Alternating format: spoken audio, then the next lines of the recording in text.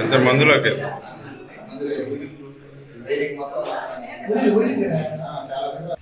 Okay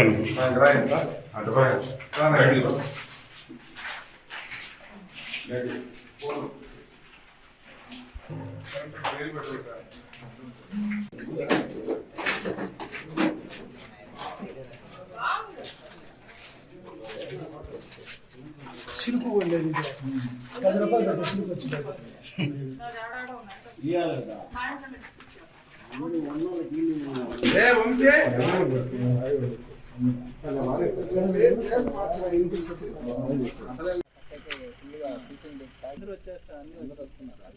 చూడండి. ఇది మన టిట్కో ఇల్లు అల్లీపురంలో ఒక 15,000కు పైన టిట్కో ఇల్లు ఉన్నాయి. అందులో 100% అయినట్టు ఉన్నాయి, 90% అయినట్టు ఉన్నాయి, అప్పుడే స్టార్ట్ అయినట్టు కొన్ని ఉన్నాయి.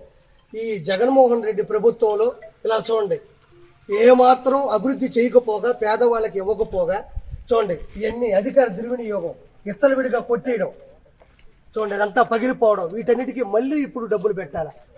సెంట్రల్ గవర్నమెంట్ వచ్చిన డబ్బులు మొత్తాన్ని పక్కదో పట్టించేసి ఈరోజు కనీసం చూడండి నీట్గా చంద్రబాబు గారి హయాంలో నీట్గా ఈ విండోలకి ఈ గ్లాసులు పెట్టడం జరిగింది. ఆల్మోస్ట్ 90% గ్లాసులు పగిలిపోయినాయి. చూడండి ఈ కలర్ ఎవరిదండి ఇది చూసారా? వయసు వీటి కలర్లకి ప్రభుత్వ కార్యకలాపాలకి, ప్రభుత్వ కార్యాలయాలకి, ప్రభుత్వానికి సంబంధించిన మిగతా ఏదైతే భవనాలు ఉంటాయో వాటికి ప్లస్ వీటికి టిట్కోయిలు, లక్షల టిట్కోయిలకు కలిపి కొన్ని అంటే 300 కోట్ల రూపాయల పైచిలకు ప్రభుత్వ ధనాన్ని, ప్రభుత్వ సొమ్ముని, ప్రజల సొమ్ముని దుర్వినియోగం చేయడం జరిగింది. ఇదే అల్లీపురం దగ్గర ఉండేటువంటి 15,000 టిట్కోయిలు చంద్రబాబు గారి హయాంలో ఇచ్చారు. ప్రజల బడుగు బలహీన వర్గాలు, నిరుపేద వాళ్ళ కోసం ప్రభుత్వం ఇచ్చిన పథకంలో భాగంగా ఇన్ని ఇల్లు అంటే 100% అయిన ఇల్లు ఉన్నాయి, 90% అయిన ఇల్లు ఉన్నాయి, అప్పుడే మొదలైన ఇల్లు ఉన్నాయి. వాటితో పాటు వాటిని వెంటనే జగన్మోహన్ రెడ్డి ప్రభుత్వంలోకి రాగానే వాటికి మిగతా డబ్బులు పెట్టి వెంటనే వాటిని బంగ్లాలు ఉంటాయి చూసారా, బాగా ఇదిగో కూలిపోయి కూలబడిపోయి ఉంచేసి వీటిని ఎవ్వరికీ కూడా ఇవ్వకుండా అహంకారంతో, అధికార దుర్వినియోగంతో ఎక్కడ చంద్రబాబు గారికి పేరు చేస్తారు. అందరికీ నమస్కారం, నేను మీ ఆర్పీని. ముందుగా బక్రీద్ శుభాకాంక్షలు మరియు తొలి ఏకాదశి కలిపి వచ్చినాయి. అందరికీ శుభాకాంక్షలు. ముఖ్యంగా నేను ఇప్పుడు నెల్లూరు జిల్లాలోని అల్లీపురం గ్రామం పక్కన ఉండేటువంటి టిట్కో ఇళ్ళ దగ్గర ఉన్నాను. ఆల్మోస్ట్ ఇక్కడ 15,000 ఇల్లు ఉన్నాయి. ఇక్కడికి ఎందుకు వచ్చాననేది ఒక మ్యాటర్కి వెళ్ళి వెంటనే దీన్ని ఫినిష్ చేస్తాను. నిన్నగాక మొన్న గంటా శ్రీనివాసరావు గారు కూడా ప్రెస్ మీట్ పెట్టారు. ఏమనంటే ఋషికొండ మీద 61 ఎకరాలు పూర్తిగా కూల్చేసి దాన్ని బోడిగుండు చేసి ఆల్మోస్ట్ 500 కోట్ల రూపాయలు ఖర్చు పెట్టి పరదాల చాటున ఈరోజు ఆయన ఒక మంచి ప్యాలెస్ దర్జాగా బతకడానికి, మంచిగా విలాసవంతమైన జీవితాన్ని టూరిజం పేరుతో, రిసార్ట్ పేరుతో ఆల్రెడీ ఉన్న హరిత రిసార్ట్ని కూల్చేసి కోట్ల రూపాయల ఆదాయం తెచ్చే దాన్ని పక్కన పెట్టి ఈరోజు సొంత ప్రయోజనాల కోసం కట్టుకున్నాడు. ఆల్మోస్ట్ ఒక బాత్రూమే 1 కోటి రూపాయలు. ఇంకా అందులో ఓన్లీ బ్లాకులు 7 బ్లాకులు, 20 ఛాంబర్లు, 2 పెద్ద హాళ్ళు ఉంటే దాన్ని ఎవరో రిసార్ట్ అనరు, ఇంకోటి దాన్ని ఎవరో ఒక టూరిజం సంబంధించినటువంటి భవనం అనరు. ఎందుకంటే టూరిజం అంటే 1,000-2,000 ఇల్లు ఉంటాయి, ఎందుకంటే 500 కోట్లు ఖర్చు పెట్టారు కాబట్టి. అంటే ఈ 5 సంవత్సరాల పరదాల మాటున దాన్ని అంత విలాసవంతంగా కట్టాల్సిన అవసరం ఏముంది? అంటే ఋషికొండను కూడా బోడిగుండు చేసి ప్రభుత్వ సొమ్ముని, ప్రజల సొమ్ముని దుర్వినియోగం చేసి, అవినీతి చేసి ఆ వ్యక్తి అక్కడ కొండ మీద అంటే సప్త ఋషుల యొక్క కొండ, వైజాగ్కి ప్రకృతి వనరులు ప్లస్ ఆకర్షణీయమైంది బీచ్తో పాటు ఉండే దాన్ని కూడా దుర్వినియోగం చేశాడు. సో ఇప్పుడు నిన్న చూస్తే అది నివ్వెరపోయారు. అంటే దీనికి దానికి రిలేషన్ ఏంటంటే మొదటగా ప్రజావేదికను కూల్చాడు, తర్వాత ఋషికొండని కూల్చేసి కట్టుకున్నాడు.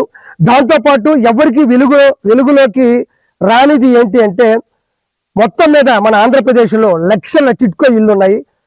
చంద్రబాబు గారు బడుగు బలహీన వర్గాల వారికి, పేద ప్రజలకి, వాళ్ళకి రోడ్డు పక్కన పడుకోకుండా కనీస సదుపాయాలు ఉండి ఆడవాళ్ళ మానాలకి రక్షణగా ఉండేటట్టు మంచిగా 500 రూపాయలతో, 25,000 రూపాయలతో తక్కువ డబ్బులతో తీసుకునేదో ఇల్లు కట్టాడు. అలానే అల్లీపురం దగ్గర 15,000 ఇల్లు పైచులుకున్నాయి. వాటిలో 100% అయిపోయినట్టున్న ఎనక చూస్తే 90% అయిపోయినట్టున్నాయి, 10% అయినట్టున్నాయి. అన్నిటినీ కూడా ఆ రోజు ప్రభుత్వం నుంచి పక్కకెళ్ళిన తర్వాత, వైఎస్ఆర్సీపీ గవర్నమెంట్ వచ్చిన తర్వాత కేవలం ఇవి మేము కట్టామని చెప్పుకోవడానికి 300 కోట్ల రూపాయల పైచీలకు కలర్లకి, అంటే వైఎస్ఆర్సీపీ గవర్నమెంట్ వేసే కలర్లకి, ప్రభుత్వ కార్యాలయాలకు వేసే కలర్లకి ఖర్చు పెట్టారు తప్ప కనీసం ఒక డ్రైనేజ్ కానీ, ఒక నీటి సదుపాయం కానీ, ఒక జేసీబీ పెట్టి ఆ మట్టిని దొప్పించడం కానీ, ఈ రోజు లోపలికి వెళ్తే ఆ రోజు కట్టింది తప్ప ఒక్క రూపాయి కూడా పెట్టుబడింది లేదు. సెంట్రల్ గవర్నమెంట్ ఇచ్చిన డబ్బులు కూడా సొంత లాభాలకి నిధుల్ని పక్కకి జరపడం జరిగింది. ఈరోజు మొత్తం పగిలిపోయి ఉన్నాయి. అంటే నేను చెప్పేది ఏంటంటే 25 లక్షల లీటర్లు పట్టేటువంటి ఈ 2 రాష్ట్రాల్లో లేనటువంటి అతిపెద్ద వాటర్ ట్యాంక్ ఈ టిట్కో 15,000 ఇళ్లకు ఇవ్వడం జరిగింది. అది కూడా ఎలా అయితే స్టార్ట్ చేసి ఫినిష్ చేయబోయారో దాన్ని కూడా అలానే వదిలేశారు. అంటే ఎందుకు చెప్తున్నా అంటే ప్రజావేదిక కావచ్చు, ఋషికొండ కావచ్చు, టిట్కో ఇల్లు ఈ రోజు గుడివాడలో కూడా 8,000 టిట్కో ఇల్లు ఉంటే 6,000 ఇచ్చి అందులో ఈ రోజు డ్రైనేజ్ లేదు, వాటర్ ప్రాబ్లం, అసలు లోపల కూడా పడుకోలేని పరిస్థితి. ఈ విషయాన్ని ఎలక్షన్ ముందు చెప్దామా అంటే ఈ ఇళ్ల లోపలికి మనం రాలేము. అందరూ ఇక్కడ గంజాయి అమ్మేవాళ్ళు, ఇక్కడ ఒక రౌడీ రాజకీయం జరిగేది. ఇక్కడ చూడండి బీరు బాటిల్లు ఉంటాయి, కత్తులు కట్టలు కూడా ఆడాడ దొరుకుతా ఉంటాయి. ఇప్పుడు ఎందుకు చెప్తున్నాం అంటే ఇప్పుడు ప్రభుత్వం వచ్చేది కంటే భయపడకుండా వచ్చి చెప్తున్నాను. ఇంకోటి ఏంటంటే ఇప్పుడు అవినీతి అనేది అన్ని క్రాఫ్ట్లు, అన్ని విభాగాల్లో జగన్మోహన్ రెడ్డి చేశాడు కాబట్టి ఇవి కూడా అతి తక్కువ సమయంలోనే చంద్రబాబు గారు వీటిని మళ్ళీ తిరిగి మంచి సదుపాయాలతో ఇవ్వడం జరుగుతుంది. కాబట్టి ప్రజలందరికీ కూడా ఈ కూటమి ద్వారా, ఈ చంద్రబాబు గారి హయాం ద్వారా ఖచ్చితంగా వీటిని మళ్ళీ ఇవ్వడం జరుగుతుంది. ఇంత అవినీతి జరిగింది అని పూర్తిగా విజువల్స్ తో మీకు చెప్తున్నాను. ఇంకోటి మన నెల్లూరులో గెలిచినట్టు వేమిరెడ్డి ప్రభాకర్ రెడ్డి గారికి, సతీమణి ప్రశాంత్ రెడ్డి గారికి ముఖ్యంగా శుభాకాంక్షలు. పాత నెల్లూరులో 10 మంది గెలిచారు మన వాళ్ళు, వాళ్ళకు కూడా ప్రత్యేకంగా శుభాకాంక్షలు తెలియజేసుకుంటూ థ్యాంక్ యూ సో మచ్.